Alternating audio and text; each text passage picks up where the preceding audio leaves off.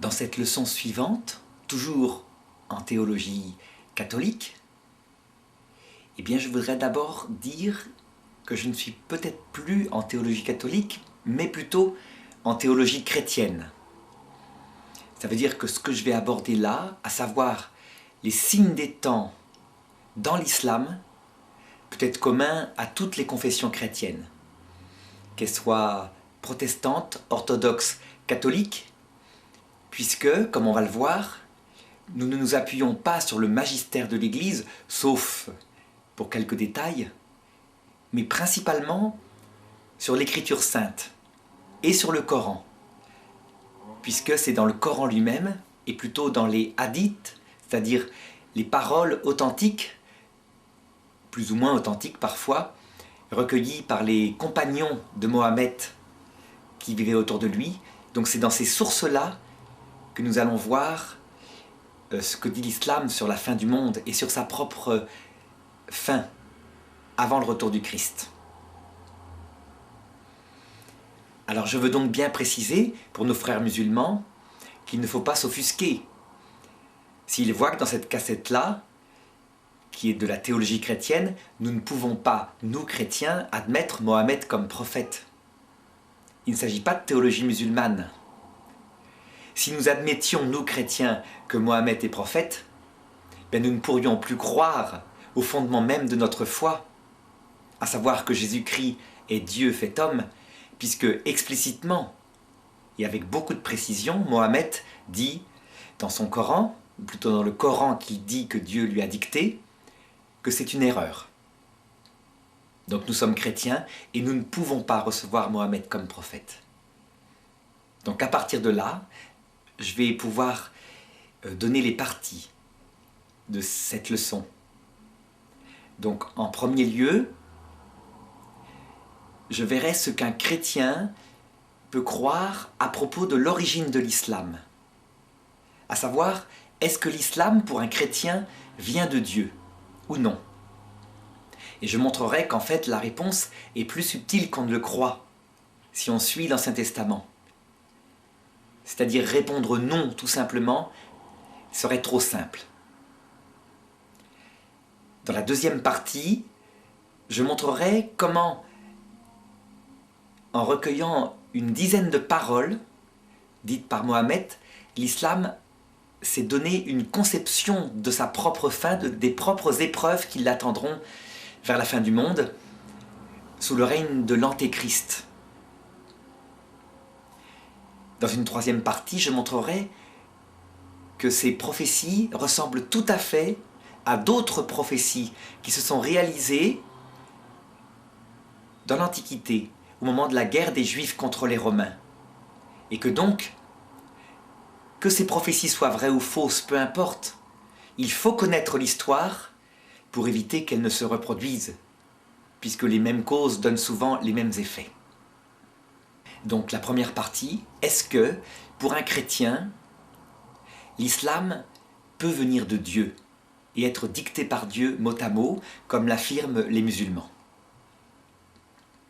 Eh bien, la réponse immédiatement est non. On ne peut pas affirmer ça comme cela. Et pour une raison très simple, c'est que l'islam, explicitement, enseigne des choses qui sont absolument contradictoires avec la foi chrétienne, qui est commune à tous les chrétiens. Donc il faut être clair. Soit c'est l'islam qui a raison, et dans ce cas-là, les écritures chrétiennes ont été falsifiées par les écrivains sacrés, soit ce sont les chrétiens qui ont raison, et dans ce cas-là, c'est évidemment l'islam qui est une invention humaine, c'est-à-dire qui a pour origine un acte libre de Mohammed lui-même. Pour mieux le montrer, je voudrais montrer à quel point les dogmes fondamentaux du christianisme, dans toutes ses confessions, sont rejetés par l'islam.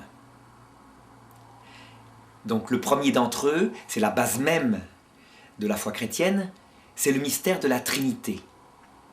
Les chrétiens croient donc qu'il existe un seul Dieu, mais que ce Dieu unique est en trois personnes, trois énergies intérieures. En fait, le terme enfantin, c'est que ces trois personnes sont appelées le Père, le Fils et le Saint-Esprit.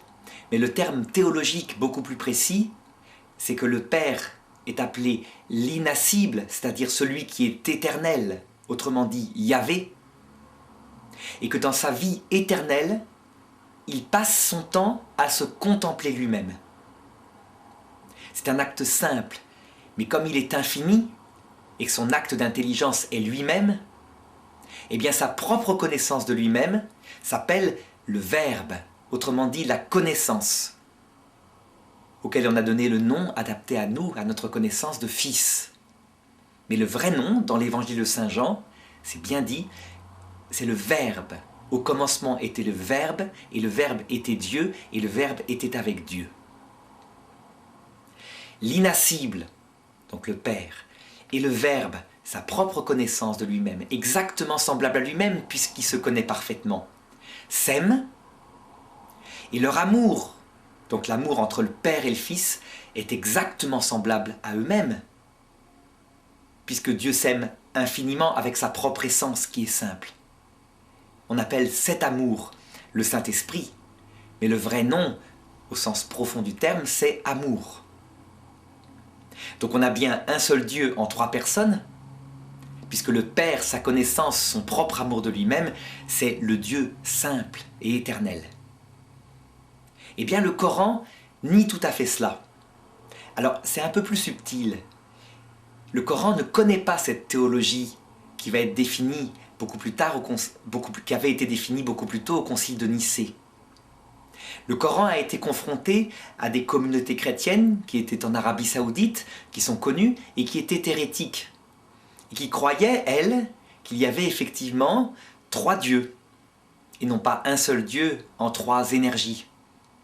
Donc ce que condamne le Coran au sens propre, c'est plutôt cette théologie qui est pour nous aussi hérétique. Donc sur ce point-là, à la rigueur, on pourrait dire que dans un dialogue avec les musulmans, on pourrait peut-être s'entendre. Par contre, là où il n'est pas possible de s'entendre du tout, c'est sur le deuxième dogme fondamental, à savoir que le Verbe éternel de Dieu, donc qui est Dieu, qui est l'infini même de Dieu, a choisi de se faire homme, de prendre chair dans la Vierge Marie, et est devenu Jésus, sans aucun mélange de leur nature, bien sûr. Donc Jésus, ça serait la personne du Verbe de Dieu, ayant assumé une nature humaine complète, corps, psychologie, un esprit. Ce qui veut dire que Jésus, pour nous catholiques, a deux intelligences, son intelligence divine et éternelle, son intelligence humaine, créée. Alors là, il n'y a pas de confusion possible, le Coran le nie absolument. C'est explicite, il dit « Vous chrétiens, vous avez exagéré votre amour pour Jésus, et à force de l'exagérer, vous l'avez divinisé. » C'est d'ailleurs pour éviter ce même travers que Mohammed, qui se méfiait, a demandé, pense-t-on, qu'on ne le représente pas, qu'on s'attache davantage au message qu'il avait dit, et lui-même se disait un pauvre homme qui ne savait pas lire, qui ne savait pas écrire, et qui avait reçu le message de Dieu. Donc, il est clair que pour nous chrétiens, si le Coran avait été dicté par Dieu mot à mot, c'est donc que notre religion serait fausse. Donc en conséquence, il nous est absolument impossible de croire que Mohammed a reçu une dictée de Dieu. Nous deviendrions tout de suite musulmans. Plus loin, parce que en conséquence de ce refus venant du Coran, eh bien, c'est tout l'édifice de ce que nous appelons chrétiens, la vie surnaturelle, qui est refusé par le Coran. Ce qui fait la gloire du Coran, sa fierté, c'est de dire qu'il est cohérent. Et c'est vrai qu'il l'est. Dieu, dit le Coran, est l'être infini, éternel, tout-puissant. L'homme est un vermisseau en comparaison, qui a été créé très récemment. Donc la seule attitude juste que peut avoir l'homme face à ce Dieu, c'est celle du serviteur humble, qui se prosterne devant lui dans sa prière. Les chrétiens, eux, disent que Dieu s'est fait homme et s'est donc abaissé vers l'homme, parce qu'il est totalement amour, infiniment amour. En vue d'élever l'homme, Donc Dieu s'abaisse, il élève l'homme par sa grâce, afin qu'une amitié, une vraie amitié, qu'on appelle en théologie la charité, agapé, soit possible. Et quand je dis amitié, c'est au sens propre du terme. L'amitié n'est possible qu'entre deux égaux. Ce qui veut dire que, tout en restant absolument différent, Dieu n'est pas un homme, Dieu reste dans sa nature l'être éternel. Eh bien il s'abaisse, il élève l'homme pour que, devenant comme égaux, il puisse entrer dans une relation qu'on appelle véritablement une amitié. Toute la mystique chrétienne se réduit à ça. On peut prier Dieu comme son ami, on peut lui faire des scènes de ménage. On l'aime tendrement, on peut se fâcher contre lui. Si on commet un péché, on se réconcilie par une demande de pardon, c'est la confession. C'est véritablement une vie d'amour, d'amitié. Dans son sommet, certaines religieuses vont jusqu'à se dire épouse de Dieu, épouse mystique évidemment, il n'y a pas de sexualité avec Dieu puisqu'il n'a pas de corps, c'est une métaphore. Et à sa base, c'est une relation de petit enfant envers son père. Mais en tout cas, toujours cette proximité qui dépasse la relation de serviteur, au point que Jésus disait « Je ne vous appelle pas mes serviteurs », parce que le serviteur ignore ce que veut son maître. « Je vous appelle mes amis ». Alors ça, les musulmans le refusent. Ils disent « ce n'est pas possible ». Et c'est vrai que leur foi est cohérente. C'est logique, ce que disent les musulmans. Si Dieu est Dieu, notre foi à nous, chrétiens, le fait de croire qu'il s'abaisse, est absolument inouï. Donc les musulmans ont pour force la logique naturelle de leur raisonnement qui correspond à ce qui devrait se passer. Et nous, nous avons pour force notre foi dans ce mystère que Dieu révèle et qui est confirmé sans cesse au cours de l'histoire par les miracles que Dieu envoie. Les miracles sont nécessaires. Si Dieu ne prouvait pas sa parole, la vérité de ce qu'il enseigne et qui est énorme, qui est inouï, par des miracles ne pouvant venir que de lui, comme des résurrections de morts, des organes qui repoussent instantanément, on le voit à Lourdes, eh bien, nous n'aurions rien. Nous n'aurions qu'une foi sans aucun fondement de démonstratif ici-bas. La conséquence suivante, c'est que les musulmans refusent la manière dont les catholiques, les chrétiens en général, voient le paradis. Pour les chrétiens, en toute logique, puisqu'il s'agit d'un amour d'amitié avec Dieu, tout à fait tendre et fort à la fois, eh bien dans l'autre monde, nous l'épouserons en le voyant face à face. Il se fera le concept même de notre intelligence. Le paradis, pour les chrétiens, consiste essentiellement, même s'il y a une vie en dehors du Verbe, ça nous l'avons vu dans d'autres leçons, dans cette vision face à face de Dieu qui nous écoute parce que nous l'avons écouté. Eh bien, pour les musulmans, le paradis n'est pas comme cela. C'est un jardin, une récompense, un jardin de merveilles, qui n'est pas matériel comme le pensent les islamistes fanatiques. Il ne faut pas imaginer les 72 vierges, etc. Tout ça, ce sont des textes symboliques, disent les grands théologiens musulmans, qui signifient la totalité, la plénitude de la joie, aussi bien spirituelle que psychologique et physique. Mais pour les musulmans, il n'y a pas de vision face à face, parce que Dieu reste Dieu, l'homme reste homme, donc une créature limitée, et qu'il est impossible qu'un être infini soit vu par une créature finie. Donc le bonheur éternel consiste à être en la présence de Dieu, comme celui qui fidèlement l'a servi. Certains musulmans plus spirituels se demandent si tout de même il n'y aurait pas la vision béatifique, mais ils sont rares. Disons que pour l'essentiel, on voit bien, la théologie musulmane accepte une relation à Dieu naturelle, l'adoration, la soumission à sa puissance, l'obéissance à ses commandements, tandis que les chrétiens affirment une relation à Dieu surnaturelle, absolument inouïe, avec un Dieu tellement amour qu'il s'abaisse jusqu'à se faire homme en mourant sur la croix. Qui a raison des deux ? Eh bien je dirais, si les musulmans comme les chrétiens se comportent humblement, nous le verrons à l'heure de notre mort. Certains chrétiens, il y a un siècle, enseignaient que les musulmans, les pauvres, malheureusement n'étant pas chrétiens, seraient damnés. Les musulmans actuellement enseignent à peu près la même chose. Ils disent que malheureusement, puisque les chrétiens ne sont pas musulmans, ne sont pas dans la vérité, ils seront damnés. En réalité, dans nos deux religions, il y a manière de sortir de ce dilemme. Nos deux religions, si on regarde bien leurs textes, affirment la même chose.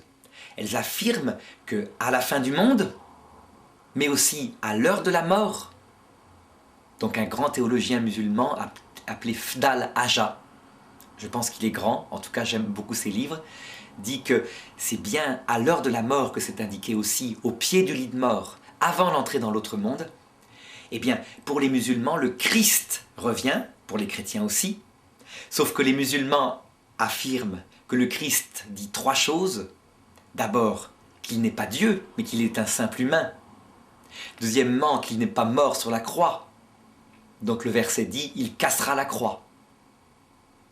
Et troisièmement, qu'il ne faut pas manger de porc, donc il tuera le porc. Les chrétiens disent l'inverse. Ils disent que le Christ apparaîtra aux musulmans dans sa gloire et leur enseignera qu'il est Dieu, qu'il est mort sur la croix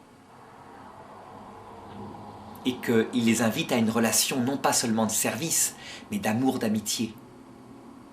Donc si les musulmans ont raison, eh bien, si les chrétiens sont de bonne volonté, ils se soumettront.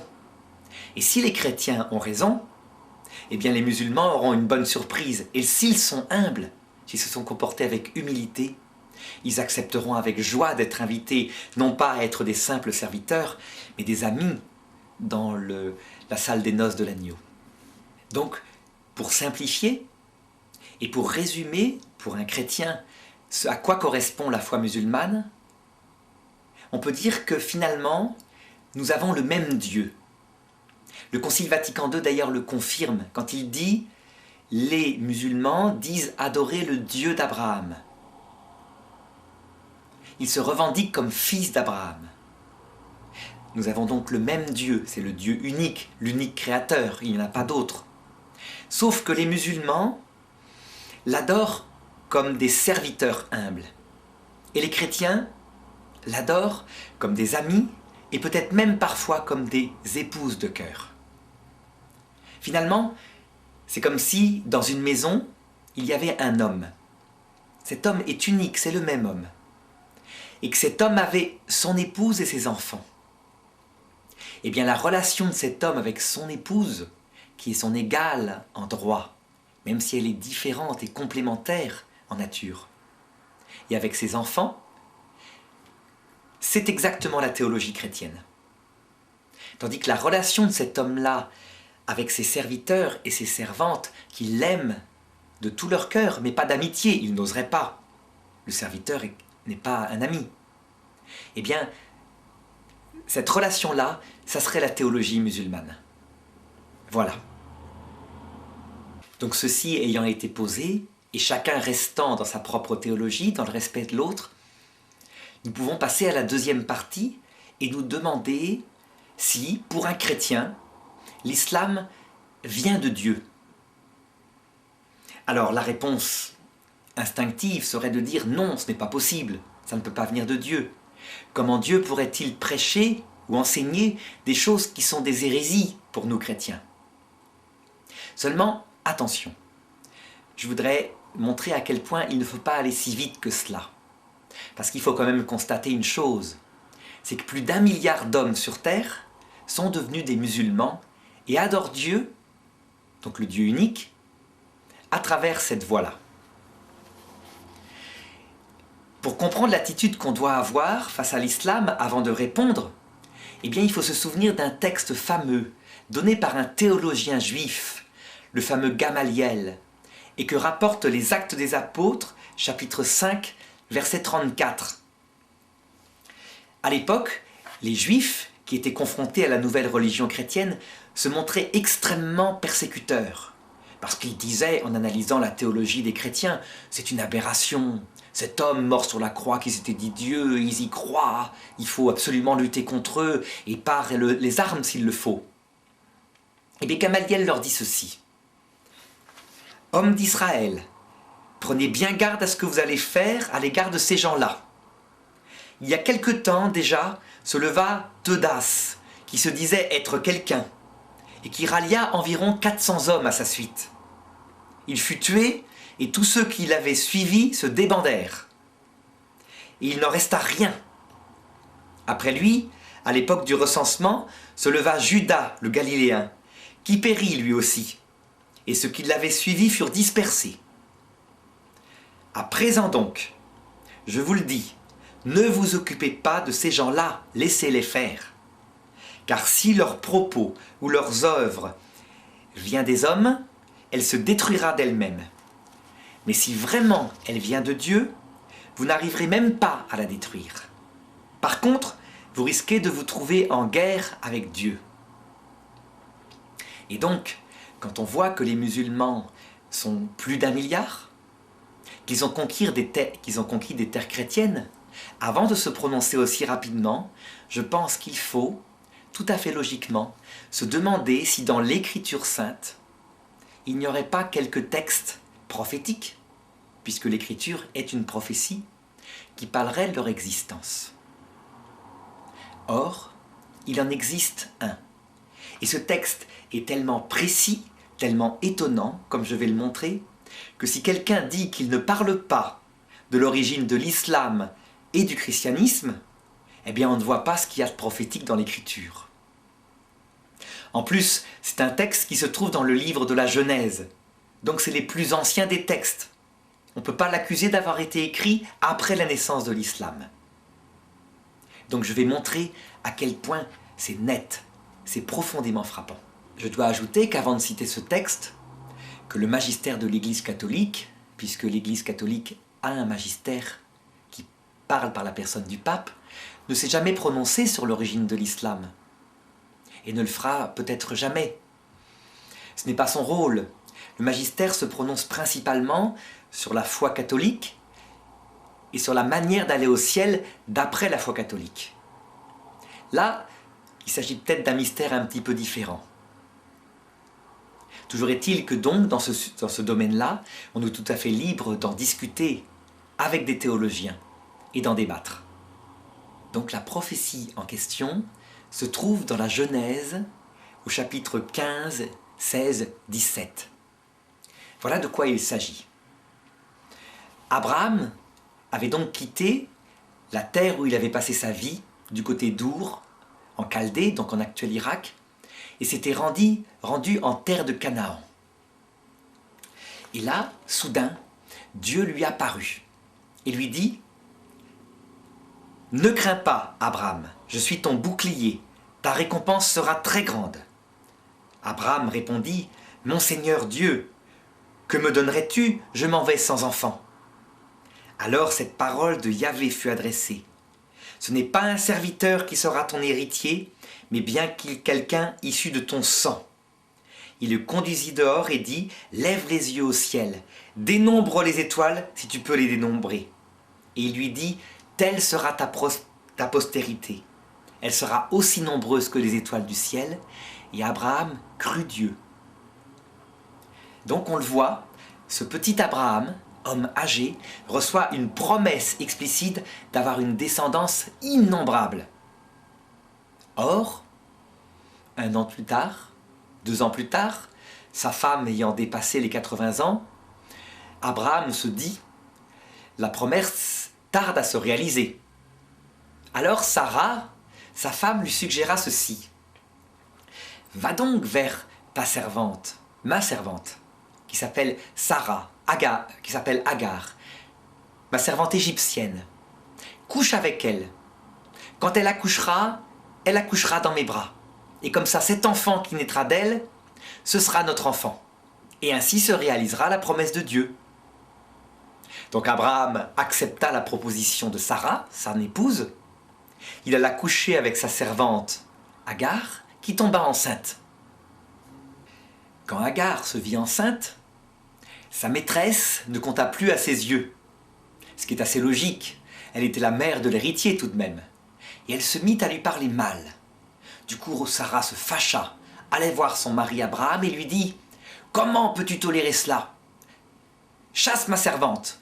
Et Abraham lui répondit « Mais c'est ta servante, fais ce que tu veux avec. » Alors Sarah la chassa, et la servante se retrouva toute seule dans le désert, abandonnée.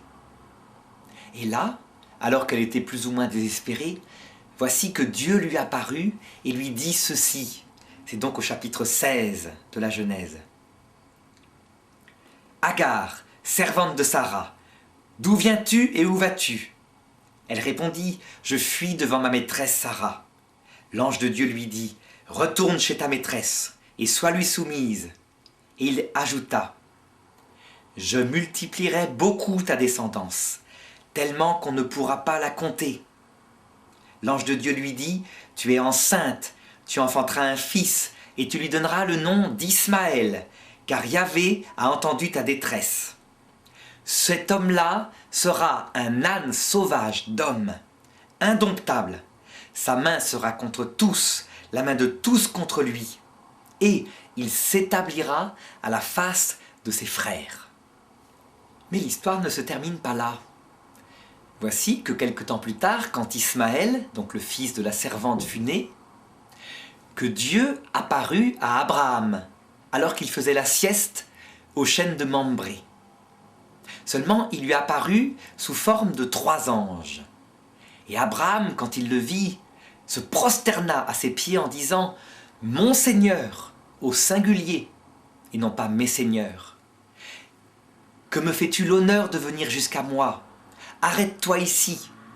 Je vais sacrifier pour toi un mouton, et tu pourras te détendre avant de repartir. » Et le Seigneur dit « Abraham, dans 1 an je reviendrai, et tu auras un fils, mais de ta femme, Sarah. »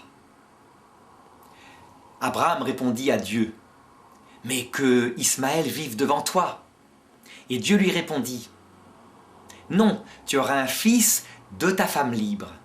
Mais en faveur du fils de la servante aussi, je t'ai entendu, ne t'inquiète pas pour lui, car je le bénirai, j'en ferai une grande nation, il est de ta race. Mais c'est par Isaac qu'une descendance perpétuera ton nom. » 9 mois plus tard, effectivement, Sarah mit au monde un fils et elle l'appela Isaac. Alors, quand elle vit qu'elle avait un fils, un vrai fils de sa chair, sa servante ne compta plus à ses yeux. Et elle dit à Abraham, « Il n'est pas normal qu'Ismaël hérite avec mon fils, Isaac. Chasse-le. » Et Abraham répondit, « Mais c'est ta servante, fais-en ce que tu veux. » Alors Sarah la chassa. Sarah est une femme terrible. Et la pauvre servante Agar se retrouva de nouveau dans le désert. Elle soutenait l'enfant. Et à un moment donné, elle crut mourir de soif. Alors elle jeta l'enfant plus loin pour ne pas l'entendre ses cris et le voir mourir. Et elle supplia Dieu. Elle mit à crier et à pleurer. Dieu entendit les cris du petit et l'ange de Dieu appela du ciel Agar et lui dit « Qu'as-tu, Agar? Ne crains pas, car Dieu a entendu les cris du petit là où il était. Debout, soulève le petit et tiens-le ferme, car j'en ferai une grande nation. » Alors Dieu ouvrit les yeux d'Agar et elle vit un puits. Elle alla remplir l'outre d'eau et fit boire le petit. Dieu fut avec lui. Il grandit, il demeura au désert, il devint un tireur d'arc. Il choisit une femme au pays d'Égypte. Dans ce texte, c'est très net. Il est promis à Abraham non pas une descendance, mais 2 descendances. Une des descendances n'est pas venue de l'initiative de Dieu, mais de l'initiative humaine d'Abraham. Cependant, Dieu l'a bénie après coup, parce qu'elle était là, qu'elle était de la race d'Abraham. Et Dieu donne sur elle une série de prophéties, cette descendance étant en Ismaël le fils de la servante. Il sera un âne sauvage, c'est-à-dire indomptable. Il vivra dans le désert. Il aura un arc. Un arc, ça veut dire un peuple plutôt guerrier. la main de tous sera contre lui, et sa main contre tous. Et enfin, il s'établira à la face de ses frères, ce qui veut dire qu'il s'établira sur des terres en les prenant à ses frères. Eh bien, quand on regarde le caractère, la psychologie et l'histoire de l'islam, on est frappé de voir que ça correspond. Mais le plus frappant de tout, c'est que les musulmans, explicitement, se disent fils d'Abraham, non pas par Isaac, le fils de la femme libre, mais par Ismaël. D'ailleurs, la grande fête annuelle des musulmans, la fête du mouton, commémore le sacrifice qu'Abraham faillit faire de son fils. Et quand Dieu fit apparaître un mouton, Abraham ne tua pas son fils et mit à mort à la place le mouton. Mais ce fils qui faillit être immolé, d'après le Coran, explicitement, Abraham insista jusqu'au bout, c'est Ismaël. Alors que la Bible dit toujours, mais c'est Isaac. Un hadith dit que des Juifs vinrent trouver Mohammed et lui dire, mais tu te trompes. Normalement, c'est Ismaël. C'est pas Ismaël, c'est Isaac qui a failli être immolé. Mais Mohammed ne voulut jamais changer. Eh bien, je crois qu'il y a là tout simplement une prophétie pour nous chrétiens, pour connaître l'origine de l'islam. Pour un chrétien, il est clair que l'islam ne peut pas venir de Dieu. L'islam peut par contre venir tout à fait de l'initiative d'un homme. Pour un chrétien, d'autre part, on constate que l'islam a reçu, entre guillemets, une bénédiction de Dieu, en ce sens qu'il a brillamment réussi. Or, nous savons que rien ne réussit aussi brillamment de cela, sauf si Dieu le veut. C'est d'ailleurs ce que Jésus dit à Pilate quand il va être mis à mort. Il dit à Pilate, « Tu n'aurais aucun pouvoir sur moi s'il ne t'avait été donné d'en haut. » Donc de toute façon, tout ce qui se passe sur terre, toute communauté qui réussit brillamment, il faut qu'il y ait une sorte de bénédiction de Dieu. Que Dieu non seulement le permette, mais pour que ça dure des siècles et des siècles, qu'il le bénisse. Ensuite de cela, quand on voit les prophéties, la manière dont est décrit le caractère de l'islam, on constate que ça correspond trait pour trait. L'islam s'est répandu par la guerre. L'islam n'a pas toujours été une religion de guerre. Au tout début, à Médine, lorsque la petite communauté musulmane du début fuit la Mecque, il n'y a pas de sourate, c'est-à-dire de verset, qui indique la guerre.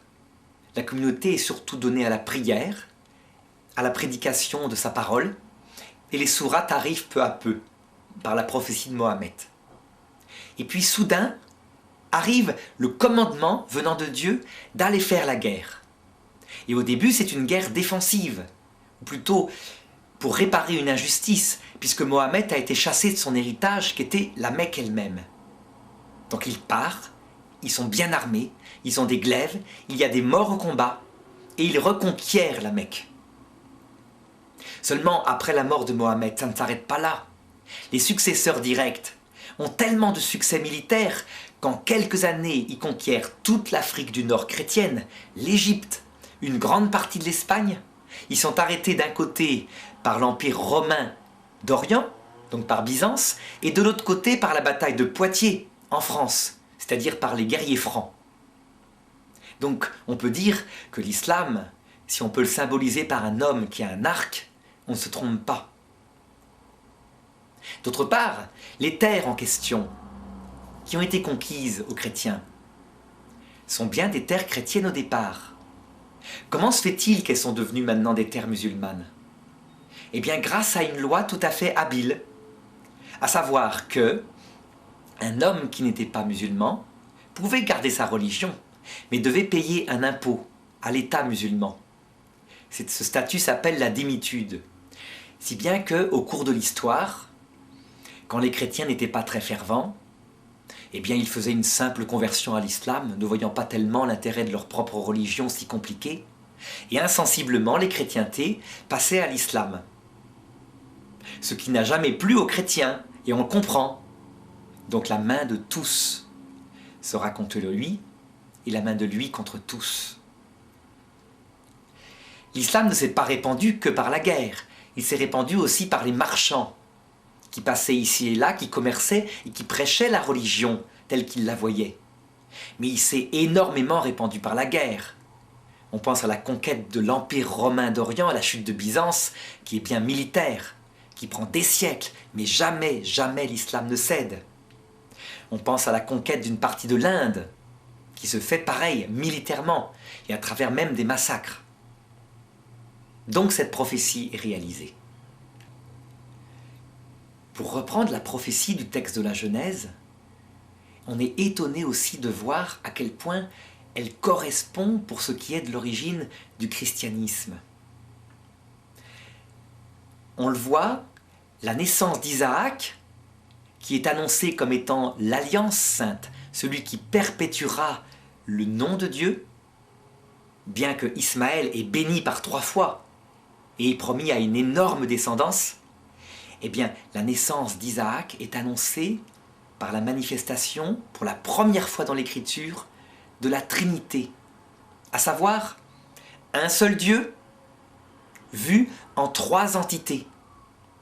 Cette vision du chêne de Mambré sera d'ailleurs à l'origine de la plupart des grandes icônes orientales sur la Trinité. La Trinité de Roublev en particulier représente ça avec le chêne derrière, le chêne de Mambré. Seulement pour les chrétiens, ce n'est pas Ismaël qui a failli être immolé par son père sur la demande de Dieu. C'est Isaac. Et nous verrons un peu plus loin à quel point le fait que les 2 religions se revendiquent comme le fils qui a failli être immolé, eh bien, c'est significatif. Parce qu'en fait, les 2 religions qui sont issues du judaïsme et qui actuellement ont enseigné à la moitié des habitants du monde l'existence d'un Dieu unique, ces 2 religions ont en fait des prophéties très semblables sur leur propre fin. À savoir que vers la fin du monde, un antéchrist les mettra quasiment à mort. Elles ne seront presque plus vivantes.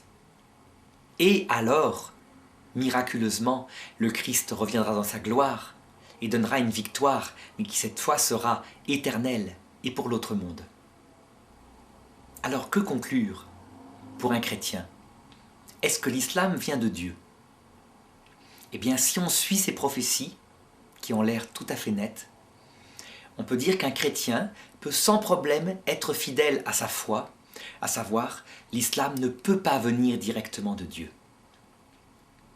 D'ailleurs, les chrétiens ont beaucoup de signes qui l'indiquent, en particulier une série de confusions dans le Coran qui sont très nettes et qui montrent que visiblement, Mohammed a formé sa culture de l'époque à travers les communautés chrétiennes et juives qui l'entouraient, qui étaient souvent très pauvres, parfois hérétiques, et non pas par rapport à la grande théologie centrale, celle de Byzance, l'unique théologie catholique.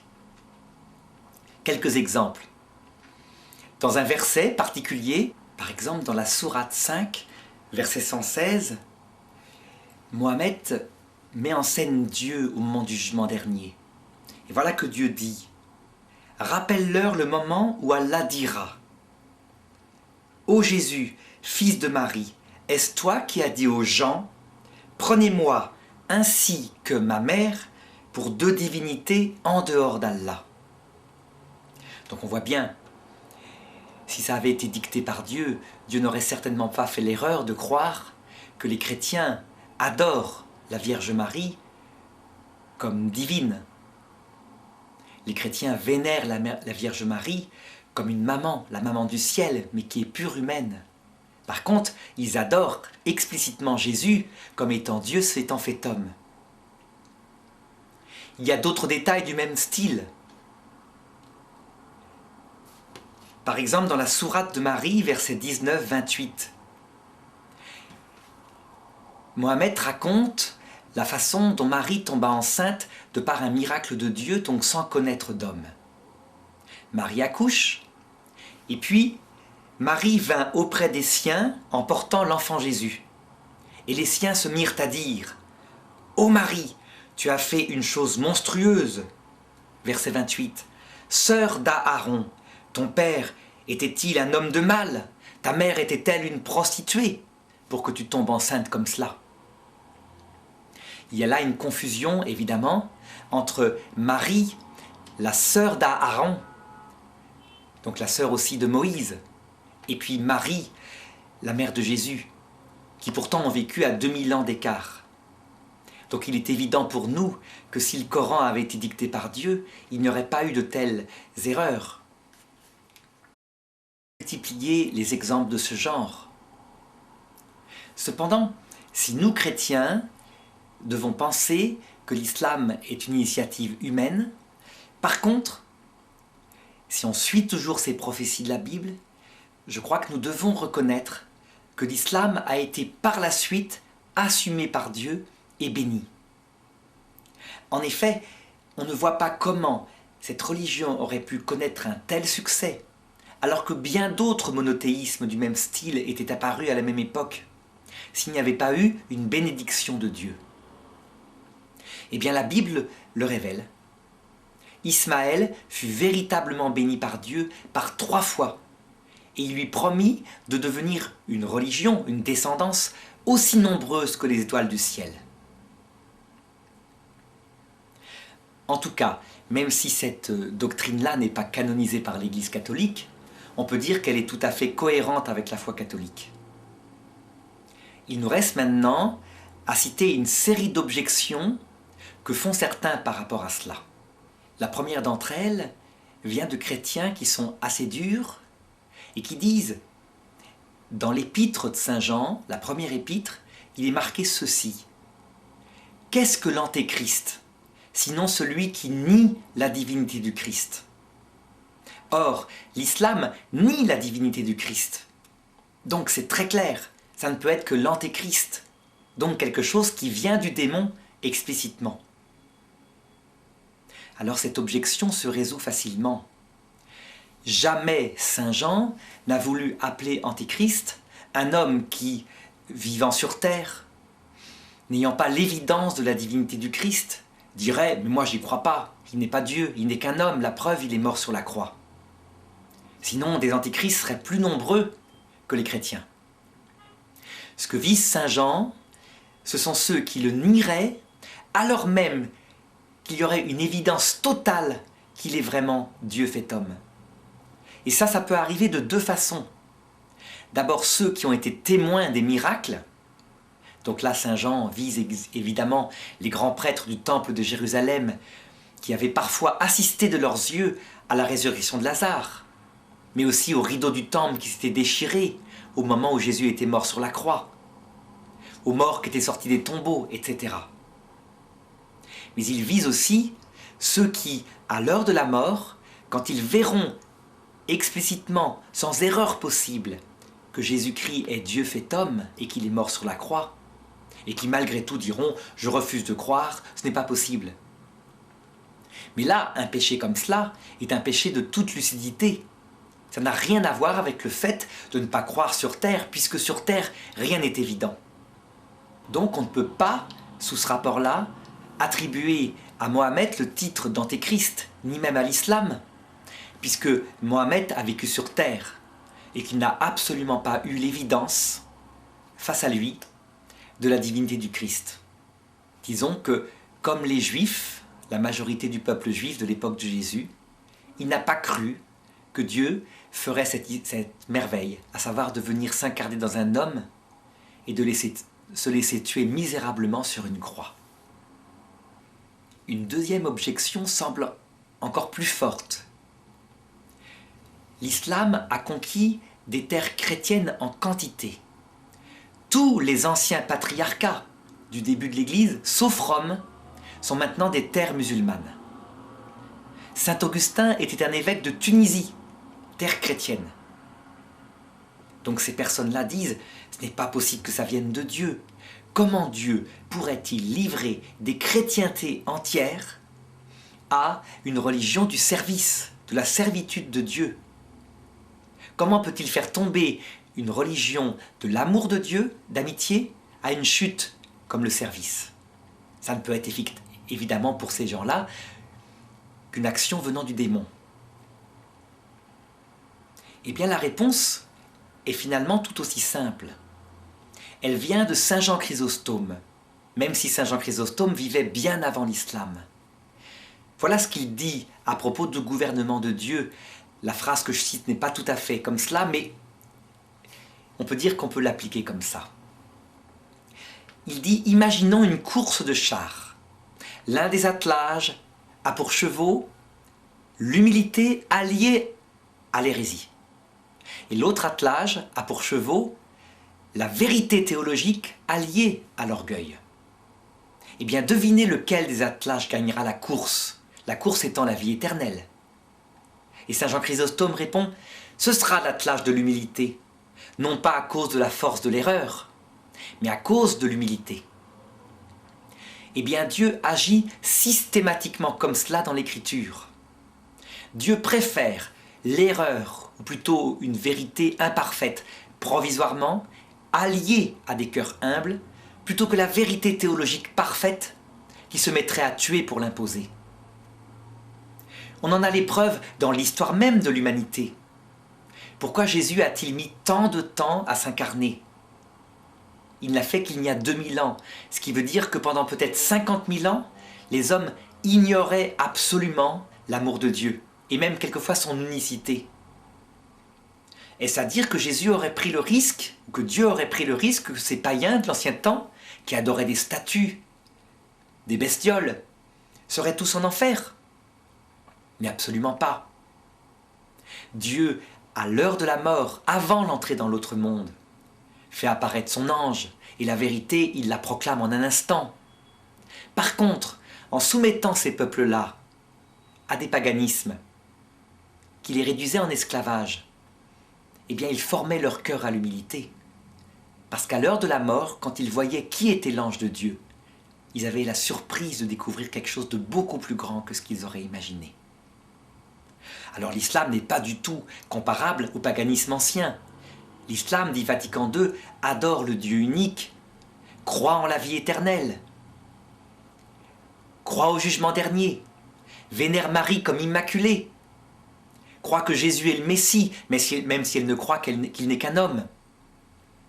Donc, en comparaison, c'est une religion qui a un message très important, très grand. Les musulmans sont invités à se comporter justement, avec miséricorde, avec droiture, même si certains versets du Coran sont plus ambigus dans l'usage de la guerre. Eh bien, on peut dire que si Dieu bénit l'islam, ça peut être aussi parce que le christianisme dans ces régions était devenu très orgueilleux. Et on peut facilement s'en rendre compte. On raconte que, à l'époque où est né l'islam, du côté de Byzance, on discutait dans les étals du marché, de la Trinité ou de la divinité du Christ, comme on discute actuellement de l'élection de tel président de la République, de son remariage ou de n'importe quoi de ce style-là. Les gens changeaient parfois de foi parce que l'empereur était d'une autre foi. Les évêques qui adhéraient à telle conception du christianisme, s'ils en changeaient, pouvaient être excommuniés, voire tués. Ce qui veut dire que la religion chrétienne en Orient était très politique et très orgueilleuse.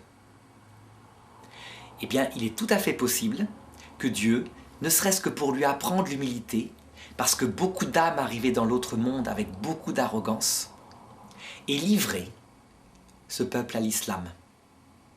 Saint Paul prévient, ne vous livrez pas à l'impudicité, de peur que Dieu ne vous livre à la loi de la servitude. La servitude, ça peut aussi se traduire par le mot muslim, qui veut dire service. Dieu fait tout ce qui est nécessaire pour que le maximum de personnes soient sauvées. Les musulmans, certes, ne sont pas pour nous dans le salut, puisqu'ils refusent d'aimer Dieu comme un ami. Ils n'ont donc pas la charité, ni la grâce sanctifiante qui se définit justement par cet amour d'amitié surnaturelle.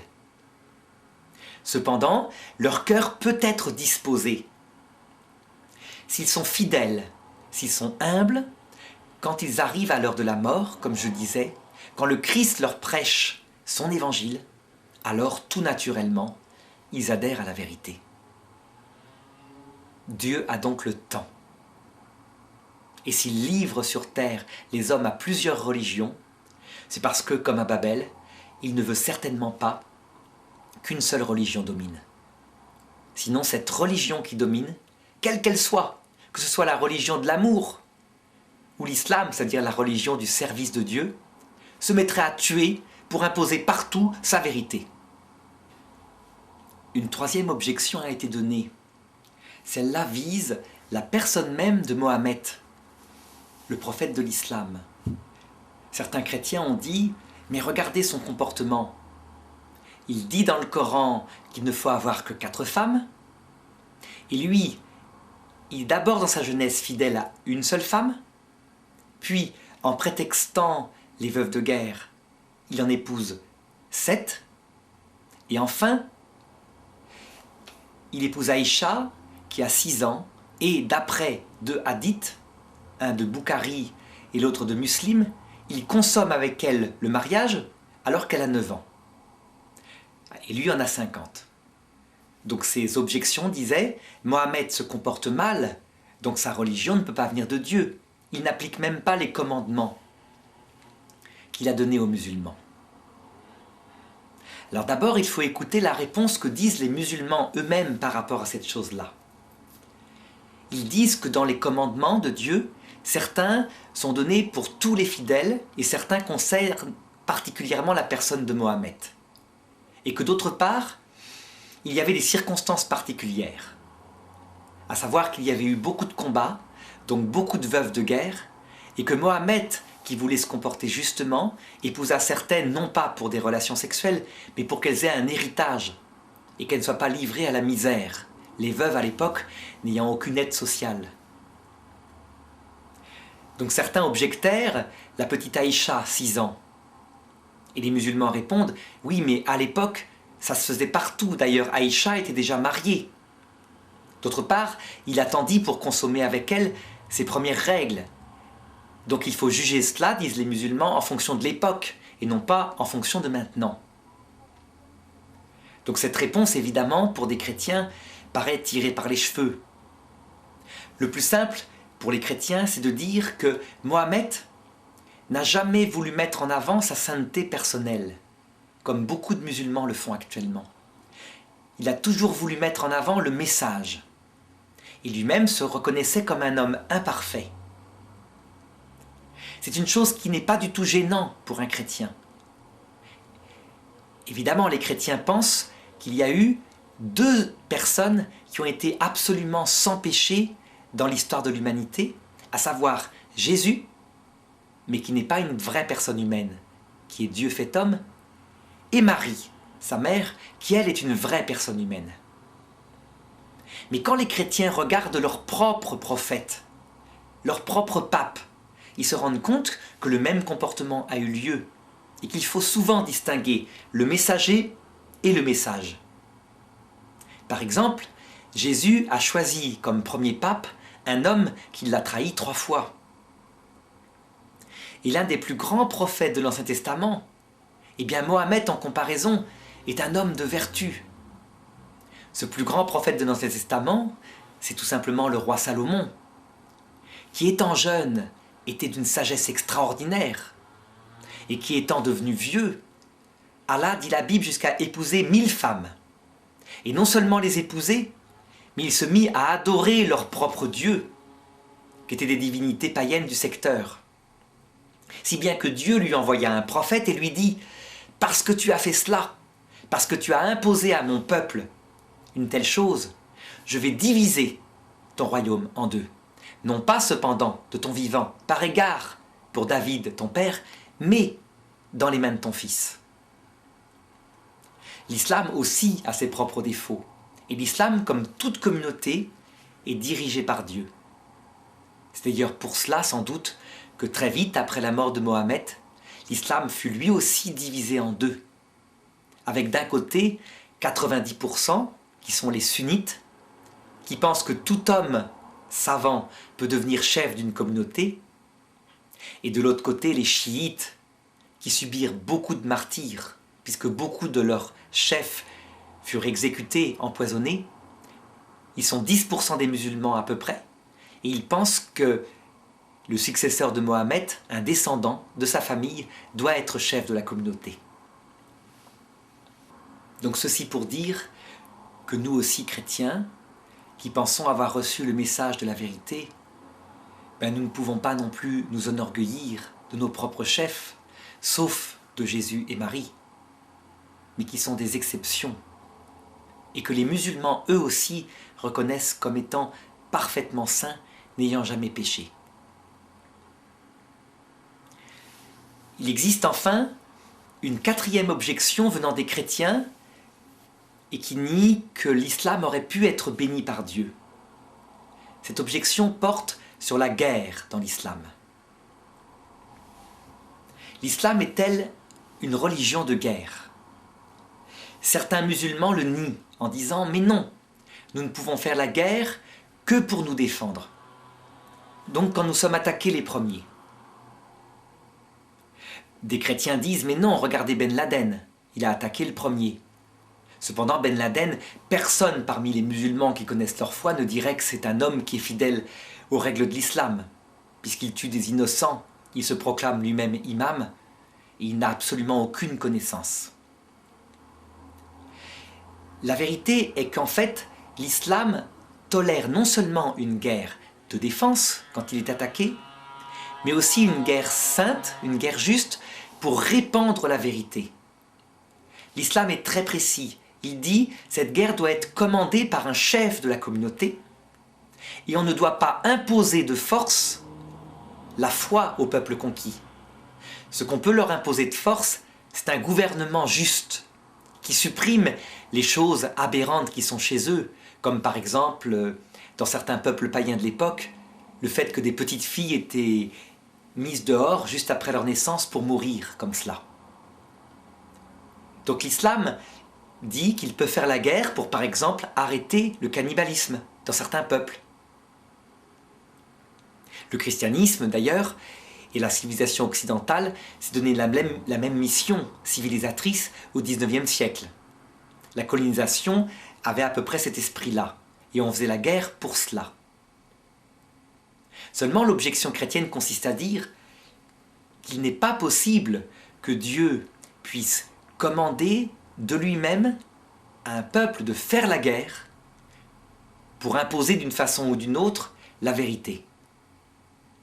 Les chrétiens disent « Oui, nous l'avons fait nous, la guerre, de fait, mais nous l'avons fait contre nos textes, puisque Jésus disait à Saint Pierre qui sortait son glaive « Rentre ton épée dans ton fourreau, ne sais-tu pas que je peux t'envoyer 12 légions d'anges qui me défendraient contre ces hommes qui m'attaquent maintenant ?» Mohammed, au contraire, reçoit explicitement des commandements pour faire la guerre. Donc que répondre à cette objection-là? Eh bien la réponse, encore une fois, est très simple. Il suffit de regarder dans l'Ancien Testament les commandements de Dieu au peuple juif, au temps de Moïse, pour s'apercevoir que de fait, Dieu peut très bien commander la guerre. Seulement, une fois qu'on a dit cela, qu'on l'a constaté, ce n'est pas si simple d'expliquer à un chrétien pourquoi Dieu fait cela. Et pour l'expliquer, encore une fois, il faut retourner au principe de toute l'explication de Jésus, à savoir que Dieu ne vise pas sur terre le bonheur des hommes, comme le feraient les habitants du monde.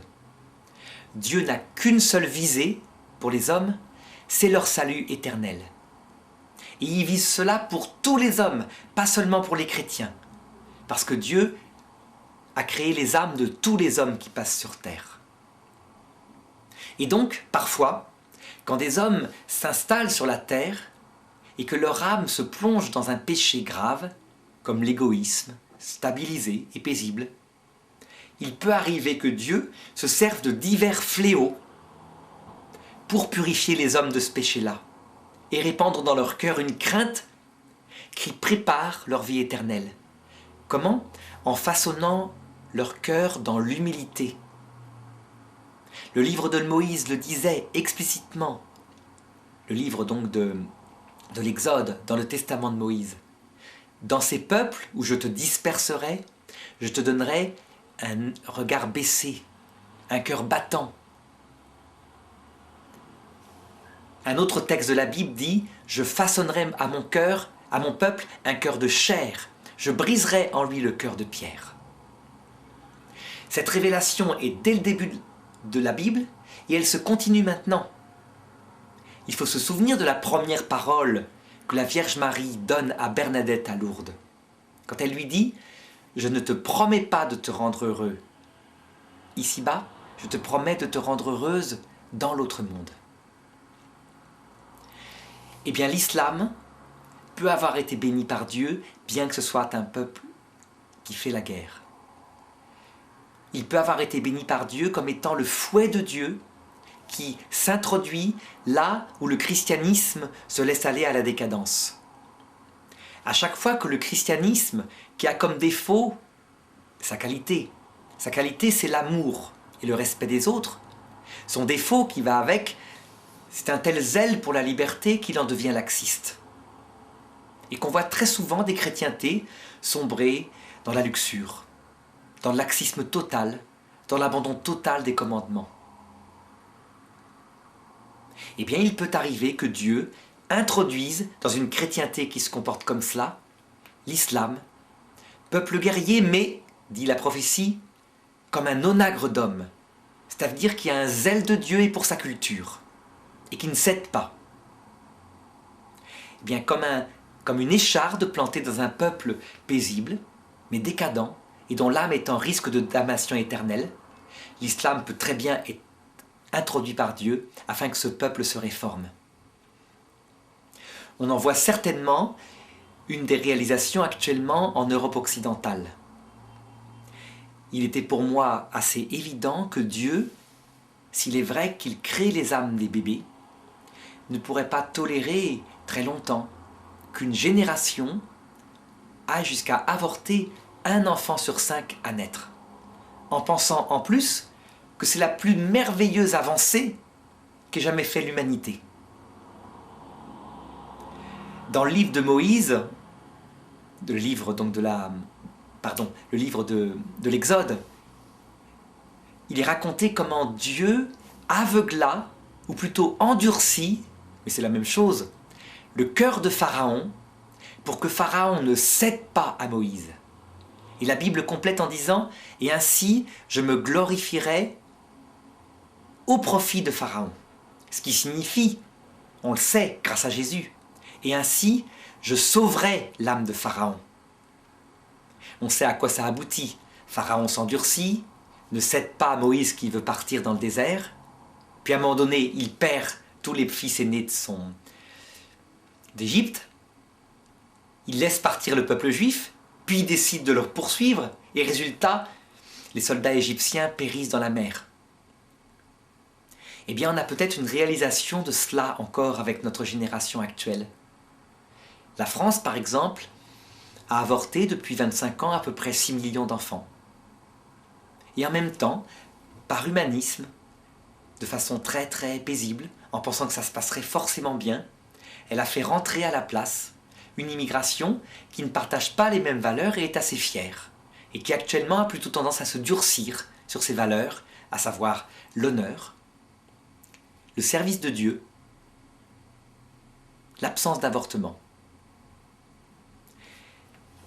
Il se peut que Dieu l'ait permis pour planter une écharde dans l'Europe occidentale et que dans quelque temps, par peur, mais aussi face à la réaction qui est finalement saine de certains musulmans, elle réforme certaines de ces lois qui sont terribles parce qu'elles sont contre la nature même de l'homme. Il faut rappeler que Mohammed, la première chose qu'il avait fait à la Mecque, c'était interdire que les petites filles soient exposées au soleil pour mourir. Eh bien peut-être qu'un jour l'avortement cessera en Occident parce que l'islam aura posé à l'Occident la question de cette chose qui est pour les chrétiens aussi un crime. La guerre montre la vérité. Les chrétiens disent « Oui, nous l'avons fait nous, la guerre, de fait. Mais nous l'avons fait contre nos textes, puisque Jésus disait à Saint Pierre qui sortait son glaive « Rentre ton épée dans ton fourreau. Ne sais-tu pas que je peux t'envoyer 12 légions d'anges qui me défendraient contre ces hommes qui m'attaquent maintenant ?» Mohammed, au contraire, reçoit explicitement des commandements pour faire la guerre. Donc que répondre à cette objection-là? Eh bien la réponse, encore une fois, est très simple. Il suffit de regarder dans l'Ancien Testament les commandements de Dieu au peuple juif, au temps de Moïse, pour s'apercevoir que de fait, Dieu peut très bien commander la guerre.